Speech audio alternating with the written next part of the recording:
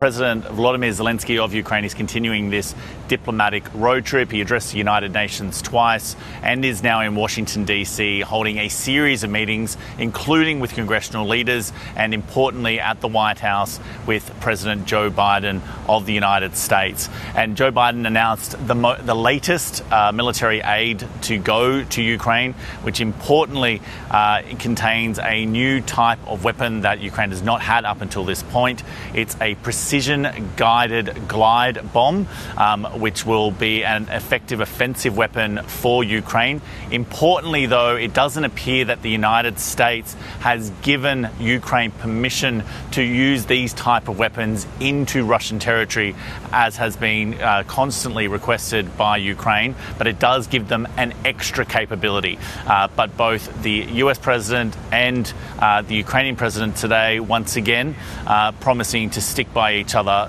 as Ukraine fights against Russia. Let me be clear. Russia will not prevail in war. Russia will not prevail. Ukraine will prevail, and we'll continue to stand by you every step of the way. It's our home.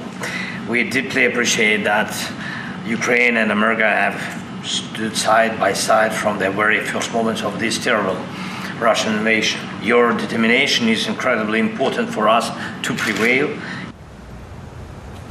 President Zelensky also met with the Democratic candidate for this year's presidential election, that is Vice President Kamala Harris, and she's promised to effectively continue the Biden policy of continuing to support Ukraine. But Ukraine knows that it's potentially in a race against the clock.